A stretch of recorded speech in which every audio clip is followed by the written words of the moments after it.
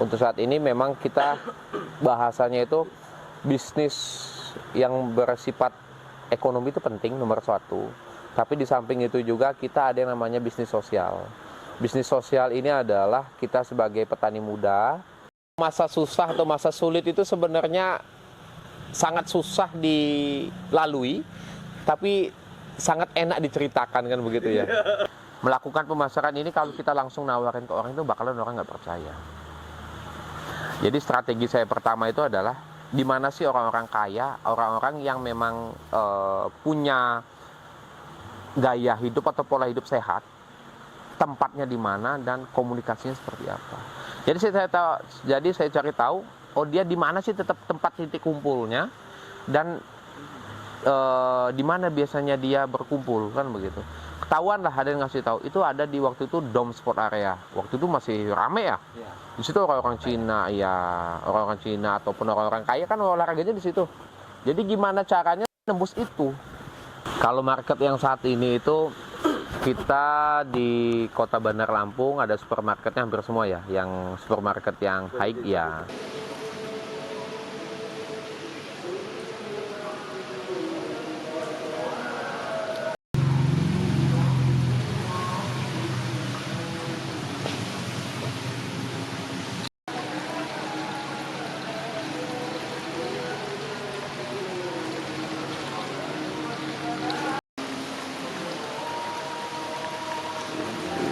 Halo, saya Ketut Kamajaya, saya pemilik dari Kebun Sahabat Hidroponik Lampung yang berada di Jalan Abdul Qadir 3, Gang Pinang, Raja Basa, Bandar Lampung. Itu kita memang pertama kali itu memang yang namanya usaha itu memang harus berani ngambil resiko ya. Resiko pertama itu adalah minjem modal. Minjem ke bank. Iya. Minjem ke bank itu nggak ada yang terima. Ya kayak mana kita punya motor Mio itu pun mati pajak ya. Yang masih bawaan orang tua. Saya memang nggak. Oh gini, awalnya itu waktu saya kecil, waktu saya SMP itu kita nanam nanam sengon. Oh iya. Nanam kayu sengon, bapak beli tanah, saya yang nyemai, kita nanam. Pas saya kuliah, selesai itu pas dipanen. Jadi dikasih modal sama bapak waktu itu 6 juta. 6 juta waktu dikasih modal. Itu kurang, kemudian lama-lama kita minta sama orang tua, Bu, ada modal lagi nggak? Di mana nyari modal katanya gitu. Memang waktu itu orang tua ekonominya lagi turun karena bisnisnya udah nggak jalan, hanya ngasilin tani aja. Itu udah gitu saya minta, Bu, kalau motornya saya gadein gimana? Bahasa gade kaget. Gade gimana katanya gitu. Jangan bikin malu katanya gitu. Enggak, saya jadiin jaminan, saya mau minjem di bank. Saya ngajuin di bank pertama ditolak, cuma 10 juta kok saya ngajuin, nggak banyak. 10 juta ditolak. Ada temen kuliah, dia kerja di BRI. Ya udah bro katanya, sini, tapi tolong jaga ya kepercayaan gua katanya. Tenang bro katanya. Tanah di kampung masih ada gitu. Nggak bakalan yang namanya motor ini kejual, ini motor premium sampai sekarang masih ada. Ini motornya. Mio itu. Itu dikasih 20 juta malahan. Jaminan BPKB motor Mio yang harganya cuman kalau dijual paling 5 juta motor Mio itu. Dikasih 6 juta. Kenapa? Karena kita kedekatan dengan mereka, dan dia tahu saya dari kuliah sama-sama, kita usaha gitu. Kemudian kepala cabangnya juga dukung. Saya tahu beli ini pasti sportif orangnya. Saya jarang ketemu nasabah kayak beli ini bermasalah katanya. Nah, jadi kepercayaan itu yang kita pegang memang. Sampai 3 kali kok kita minjem. Artinya harga motor saya itu 3 kali 20, 25, 70 juta harganya. Itu karena kepercayaan ya. Nah itu. Kemudian sampai kita punya nikah, dibantu sama bapak mertua. Kita pengen lebih besar. Di ini kebun pertama besar kita ini. Itu dikasih minjem sertifikat orang tua. Dikasih minjem waktu itu minjem 120 juta pinjaman pertama. Itu lunas, kemudian minjem lagi 350 juta. Minjem lagi sekarang terakhir 475. Terakhir pinjaman ini. Ini belum selesai ya? Mungkin kedepannya target bisa minjem 1 M gitu ya. Sekarang kita waktu minjem di 100 pertama itu ya, 120 juta itu ini hanya untuk ini sampai sini ya, sampai daun mint belakang sampean sampai sini 120 juta. Kemudian itu dapat keuntungannya. Kemudian kita minjem lagi, bangun kebun lagi. Kemudian dari kebun itu ada anaknya yang 250 sama dapat mobil satu. Kemudian sekarang kita minjem lagi, yang mudah-mudahan kita nanti punya lahan sendiri. Target saya di bulan 1 besok punya lahan sendiri.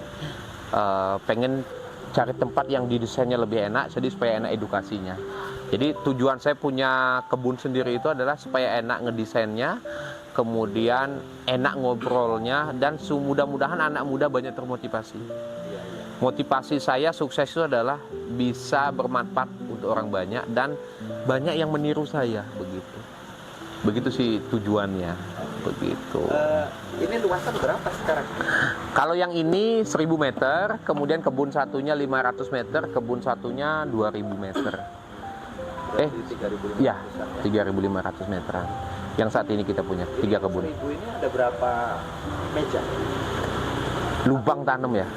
Yang 1000 meter ini ada 3. Kalau mejanya berapa ya? 1, 2, 3, 4, 5, 6, 7, 8, 9, 10, 11, 12, 13, 14, 15, 16, 17, 18, 19, 20, 21, 22, 23, 24, 25, 26, 27, 28, 29, 30, 31, 32, 33, 34, 35, 36, 37. 37 meja. Satu meja rata-rata berapa lubang? 400.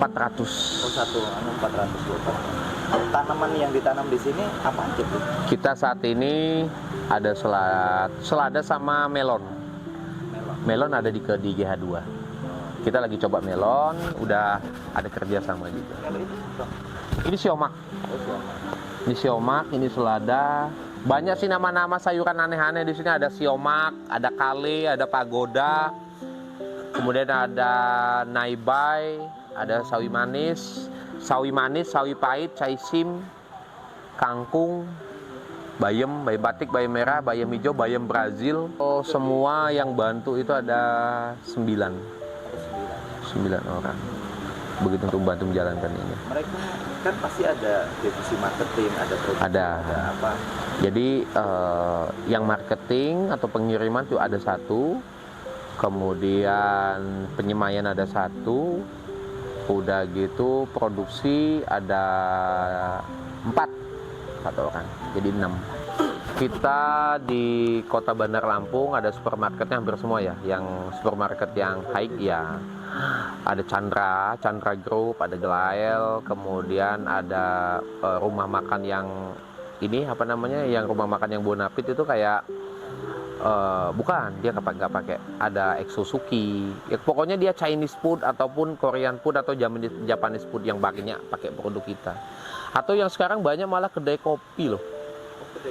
Kedai kopi frozen itu banyak, karena banyak gaya anak muda apa namanya, ibu-ibu milenial yang suka ngegrill, yang suka frozen food ya kan, memang temannya itu sayurnya kalau nggak salah coy. Itu pasarnya. Kemudian iya, kemudian ada juga yang bayam-bayaman itu banyak untuk MPASI, anak ibu-ibu muda yang baru lahiran, yang anaknya baru bisa makan tuh banyak dikasih bayam-bayam. Ya memang mereka carinya bayam-bayam yang hidroponik ataupun organik. Karena untuk si anak lebih bagus ya harusnya begitu. Itu pasar yang sangat potensial. Kalau selada sekarang semenjak ada MBG mahal ya. Kalau selada semenjak ada MBG, kalau yang di tanah, yang di konvensional ya kita baik ngomongnya itu, di konvensional itu kalau MBG itu sekarang di petani aja udah 4.000 seikat.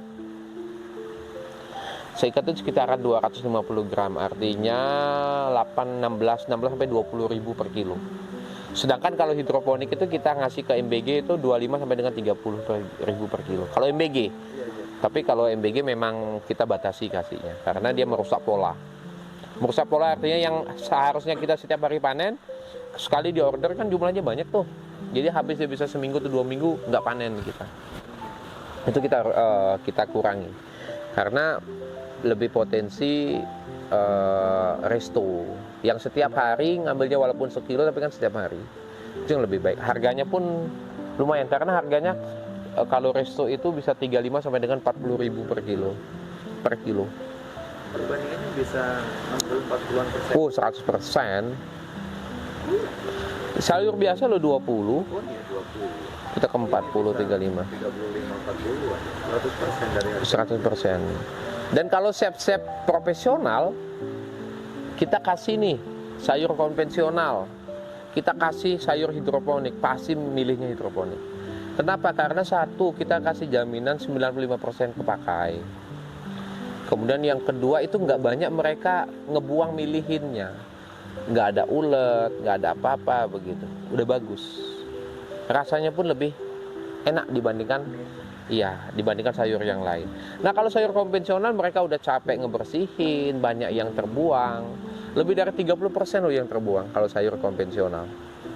Nah kalau hidroponik kan enggak. Kalau dihitung-hitung dia lebih murah hidroponik jatuhnya. Satu dari banyaknya terpakai, kemudian kedua cepatnya mereka melakukan penanganan, masaknya tidak perlu hanya milih lagi kan begitu, cepat. Mereka lebih senang. Harganya juga stabil, nggak naik turun. Ini termasuk stabil ya harganya? Ya, kebetulan kalau untuk hidroponik di Lampung ya kita masih dijadiin patokan stabilitas harga. Ditolak tadi, dilempar sama uang, kemudian nggak dipercaya. Kalau dilempar sama uang gimana? Jadi gini, ada memang yang nggak perlu kita sebut ibunya itu adalah pemilik hotel yang termegah lah bisa di Lampung ya, mewah lah di Lampung. Nah kita kan komunikasi sama beliau. Sama ibunya, Ownernya.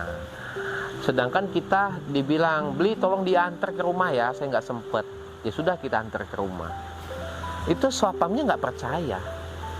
Kita nganter si ibu pesen, nggak percaya, kita nggak dibukain tutup pintu.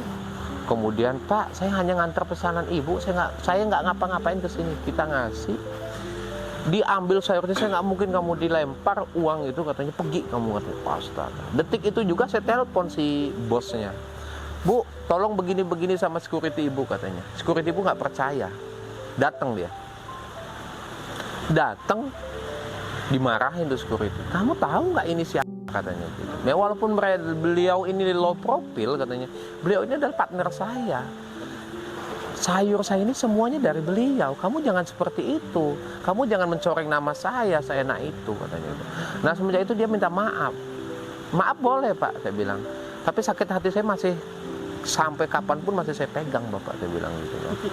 Iya, begini-begini Pak. Saya punya usaha sendiri, tapi Bapak hanya jadi karyawan ibu itu. Sampai saya bilang begitu. Dibilang kayak gitu. Saya sampai bilang begitu depan, karena sakit hatinya uangnya dilempar. Ambil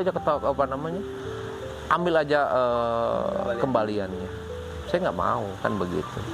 Itu. Dan kemudian saya profesional orangnya, saya bilang begitu. Saya menghargai Bapak sebagai keamanan. Artinya Bapak punya tanggung jawab yang besar terhadap keamanan majikan Bapak. Tapi bukan begitu caranya. Saya kan udah jelas ini pesanannya, namanya saya sudah tahu, orangnya sudah tahu, alamatnya udah ditahu. Bapak masih nggak percaya kan begitu. Itu. Kemudian waktu itu kisah yang pahit ya. Kemudian kisah yang kedua, di bank pun kita nggak percaya. Kita mau setoran nggak dipercaya sama orang. Mau setoran nggak dipercaya. Mau setoran Pak, kita mau setoran ini nggak dipercaya. Bahkan mau ACC kredit nilai waktu berapa 100 apa berapa itu nggak percaya. Security-nya nggak percaya. Bisa bayar apa enggak? Nah benar, security-nya nggak percaya. Kita malah gimana ya bahasanya itu, dihalang-halangi lah. Itu bank BUMN ya. Kemudian ini lagi apa namanya, kita kerja sama store giro segala macam, nggak percaya kalau itu memang punya kita gironya, tanda tangan kita nggak percaya. Orang bank itu nggak percaya, nggak mungkin katanya. Astaga bu saya bilang ini loh KTP saya segala macam. Nah kebetulan ada teman kan yang tadi ini memang teman saya katanya, jangan dilihat beliau itu begitu katanya. Katanya sampai begitu, uangnya itu katanya gaji kita aja lewat, kata dia begitu. Jangan katanya, silahkan dilayani.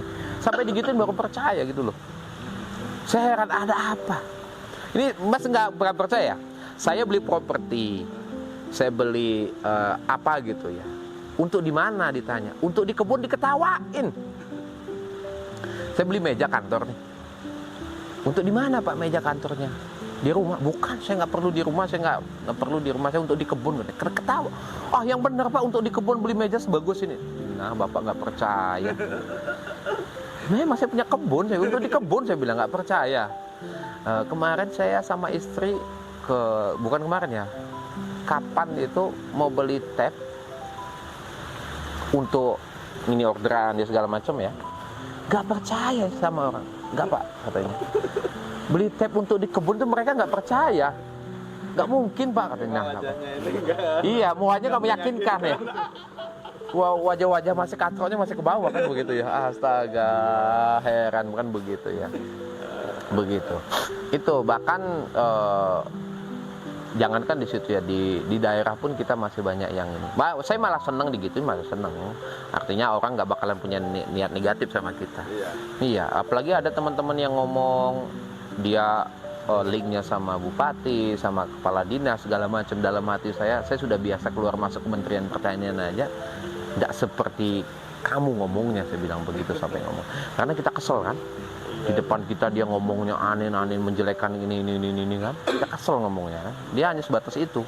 Kita sampai ngomong saya keluar masuk Kementerian Pertanian aja udah hal yang nggak ini ya. Bahkan kita mitra segala macam, kita nggak sampai begitu ngomongnya. Tapi janganlah menjelekkan orang di depan kita sendiri, orang lain kan begitu. Sampai begitu saya ngomong, saking keselnya. Sebenarnya saya dalam hati, ya ampun kok saya sampai ngomong begitu kan begitu. Itu. Kemudian masalah pemasaran tadi ya. Pemasaran tadi itu, jadi kita memang ada strategi. Melakukan pemasaran ini kalau kita langsung nawarin ke orang itu bakalan orang nggak percaya. Jadi strategi saya pertama itu adalah di mana sih orang-orang kaya, orang-orang yang memang punya gaya hidup atau pola hidup sehat, tempatnya di mana dan komunikasinya seperti apa. Jadi saya cari tahu, oh dia di mana sih tetap tempat titik kumpulnya dan di mana biasanya dia berkumpul kan begitu. Ketahuan lah, ada yang ngasih tahu itu ada di waktu itu Dom Sport Area. Waktu itu masih rame ya. Di situ orang-orang Cina ya, orang-orang Cina ataupun orang-orang kaya kan olahraganya di situ. Jadi gimana caranya nembus itu supaya bisa masuk ke sana. Kalau kita ucuk-ucuk datang itu pasti ditolak, nggak mungkin diterima, sudah pasti. Cari di situ kan kita punya komunitas ya, punya komunitas di lingkungan segala macam. Saya tanya, siapa sih yang punya lingkungan di situ? Nah kebetulan temen itu punya pacar, kakaknya itu guru yoga di situ. Jadi Mbak bisa bantu saya? Oh bisa, nggak apa-apa. Saya memang cari produk ini. Saya tadi saya share ke member-member member yoga saya. Itu langsung naik tuh.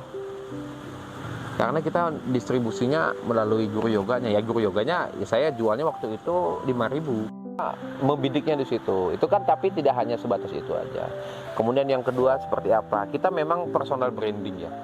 Personal branding itu kita ikut pameran ataupun ikut acara dinas segala macam. Orang kalau sudah berkegiatan ke dinas itu pasti mindsetnya ini orang ini udah bagus, produknya waduh sudah bagus kan begitu.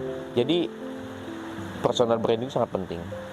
Tuh kemudian yang kedua kita melakukan penawaran ke supermarket itu memang benar sih kita izin legalitas kita harus lengkap. Kemudian yang kedua kita presentasi meyakinkan karena yang ditanya sama mereka itu adalah sudah berapa lama, sudah kemana saja, kemudian sanggup nggak dengan permintaan kita, kan gitu. Sudah berapa lama kita jawab, kita sudah lebih dari 3 tahun. Karena yang namanya supermarket atau modern market nggak mau yang namanya usaha baru berjalan. Karena takutnya sudah ada pelanggan dia nggak supply lagi, kabur atau nggak bisa. Itu mereka nggak mau. Kemudian yang kedua sudah bekerja sama dengan siapa aja. Ya saya bilang kita udah bekerja sama dengan sini, rumah sakit Advent segala macam. Wah berarti memang benar nih orang. Kemudian yang ketiga legalitas ditanya. Kita lengkap kan begitu. Kapasitasnya siap Bu.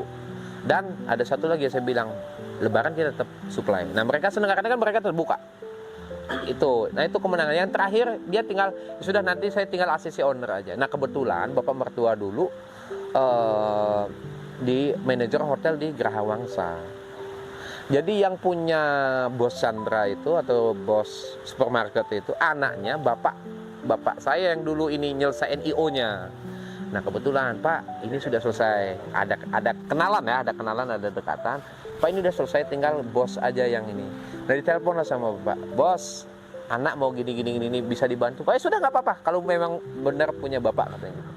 Sudah langsung masuk, harga pun ya sudah, malah mall itu ngikut, ya udah berapa harga kamu, yang penting jangan lebih mahal daripada yang kamu jual di luar. Begitu, itu ceritanya. Dan kemudian kita memang servis, kalau barang jelek kita ganti segala macam. Dan setiap mereka buka outlet baru pasti kita yang disuruh merintis. Untuk saat ini memang kita bahasanya itu bisnis yang bersifat ekonomi itu penting nomor satu. Tapi di samping itu juga kita ada yang namanya bisnis sosial. Bisnis sosial ini adalah kita sebagai petani muda yang memang belum dilirik sama negara. Umurnya berapa Pak ngomong petani muda? Baru 33 tahun. 33 Bli. Baru 33 tahun kita masih golongan petani muda. Walaupun mukanya udah agak tua ya. Iya boros mukanya, karena kan ya itu tadi nggak dipercaya, kepanasan. Oke, lanjut. Jadi gini, kita ini sebagai bukan kita ya, saya ini atau bahkan di semua negara itu punya kekhawatiran bahwa 15 sampai dengan 20 tahun ke depan itu data kita itu petani senior kita itu saat ini rata-rata umurnya sudah di atas 50 tahun. Petani yang di bawah itu umurnya itu persentasenya tidak sampai 10% di setiap negara. Bayangkan. Artinya ada waktu 15 tahun ke depan sebelum petani senior itu pensiun, ini harus sudah ada petani yang baru. Kalau tidak, jangan pernah harap kita bisa makmur. Secanggih-canggih apapun negara ini, semodern apapun negara ini, kalau pangannya tidak tercukupi, itu akan jadi apa? Kan begitu. Nah, jadi disinilah saya dan teman-teman petani muda itu bagaimana sih caranya mengajak untuk generasi petani-petani muda itu ayo, atau anak-anak muda ya, anak-anak muda, ayo kita menanam, ayo kita bertani. Bertani itu keren, bisnis yang sangat menjanjikan, bisnis yang tidak ada matinya. Waktu corona, salah satunya adalah pertanian yang masih bisa maju. Karena kenapa? Walaupun sesanggih apapun, butuh makan. Ada kuota, ada teknologi, ada makanan. Pasti makanan yang pertama, iya nggak? Kalau nggak ada makanan, ini dua nggak bisa jalan, ya kan? Itu. Jadi sangat cerah. Semasa masih ada manusia hidup, peluang pertanian masih tinggi. Itu yang pertama. Kemudian yang kedua, makanya kita buat yang namanya lembaga P4S, Mas. P4S adalah Pusat Pelatihan Pertanian Pedesaan Swadaya. Itu adalah lembaga pendidikan pertanian yang mau belajar, silakan datang ke sini. Itu swadaya di sini. Kita buat di Bandar Lampung ada 2, di sini sama ada yang Lembah Suhita. Itu khusus madu. Oh iya, yang di atas tempatnya Mbak An. Iya, Mbak Nina. Itu P4S juga. Di sini ini bersifat pertanian ya, hidroponik. Kita khusus edukasi di bidang pertanian hidroponik. Nah, kita juga selain jadi petani muda, kita juga banyak dipercaya dan masih dipercaya sama lembaga-lembaga seperti kementerian, dinas-dinas, lembaga kampus, ataupun lembaga-lembaga pensiunan, ataupun TNI, Polri, dan lain-lain yang mau belajar. Kita banyak kerjasama di situ. Kita artinya membantu mereka bagaimana sih caranya budidaya sayuran. Jadi penanggapnya. Itu serta kita juga masih dipercaya sih untuk mengisi acara-acara seminar, begitu masih dipercaya, begitu sekolah-sekolah juga, dan tempat kita juga terbuka buat teman-teman yang mau belajar hidroponik, yang mau magang ataupun mau pengabdian, mau penelitian, itu kita persilakan. Kita sangat terbuka mau datang. Beberapa kampus yang sudah magang. Oke, yang sudah magang di sini kalau yang di Lampung itu hampir semua. Untuk apa namanya usaha ya Mas ya. Kalau untuk usaha itu memang dibandingkan kita jadi karyawan di industri ataupun di lembaga, itu kan sebenarnya tergantung passion mereka. Mereka lebih bangga jadi abdi negara, atau mereka lebih bangga kerja di industri besar kan begitu. Tapi kalau dilihat dari sisi pendapatan, itu kita bisa dibilang lebih lah daripada mereka.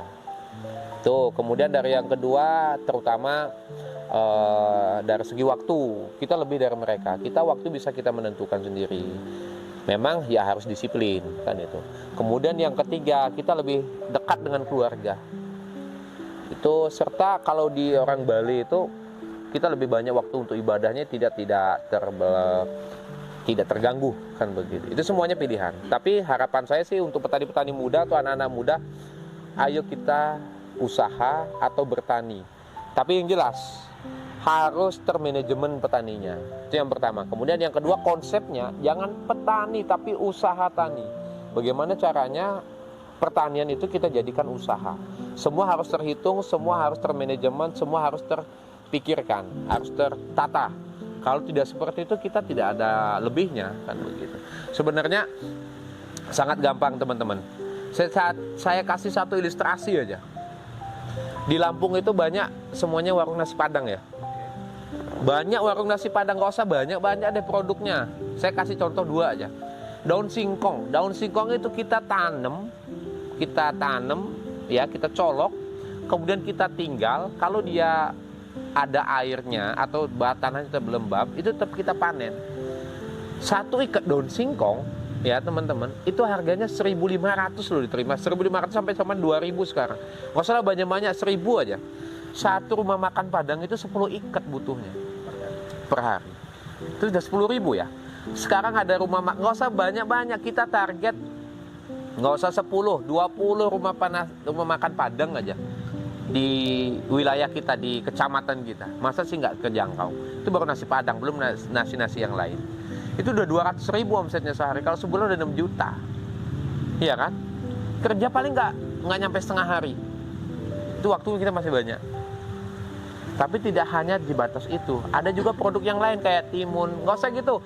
Daun pisang itu rumah makan nasi Padang minimal sebendel tuh setiap hari itu. Iya kan? Ada berapa puluh daun nasi Padang di sini, itu kebutuhannya sangat banyak. Artinya teman-teman, kita nanam tapi kita pikirkan marketnya. Jangan ketergantungan dengan orang. Kita yang menciptakan market, jangan mencari market. Jangan mencari market tapi ciptakan market. Yaitu tadi, apa kebutuhan orang, itu yang kita penuhi. Begitu. Harga kita yang tentukan, kualitas kita yang tentukan, semuanya enak kok. Itu tadi, termanajemen. Itulah bedanya kita dulu kuliah pertanian sama orang tua kita yang dulu nggak kuliah pertanian. Di situ lebih detailnya begitu. Teman-teman, yang namanya kita mau usaha, yang pertama itu adalah kita harus ambil resiko dalam artian di tahun pertama itu kita usaha, jangankan untung ya, dikenal sama orang itu sudah bersyukur di tahun pertama. Kenapa? Karena orang belum tahu ya, dan kita pun masih belajar. Jangan pernah berhenti untuk belajar, itu di tahun pertama. Kemudian di tahun kedua orang baru tahu ya, orang baru tahu. Di tahun ketiga kita baru punya langganan. Di tahun keempat kita baru dapat keuntungan. Nah, dari tahun keempat ini kita mendapatkan keuntungan, kita bisa nambah. Artinya di tahun kelima kita sudah survive ya, sudah untung. Teman-teman, tidak ada yang namanya usaha itu instan, tidak ada. Semua harus ikuti prosesnya. Ada yang namanya usaha instan. Jatuh bangun, rugi itu udah biasa. Yang nggak biasa itu adalah nggak dicoba dan takut mencoba, kan begitu. Itu. Jadi teman-teman, usaha di bidang pertanian itu sangat-sangat menjanjikan. Semasih ada manusia hidup dan makhluk hidup yang masih bernapas, produk pertanian tidak akan pernah yang namanya tidak laku, pasti laku. Tergantung kita memasarkan, begitu. Jadi teman-teman yang punya usaha, resto, ataupun rumah makan, ataupun dapur MBG, ataupun apapun itu, kita siap bekerja sama dan menyuplai kebutuhan sayuran teman-teman.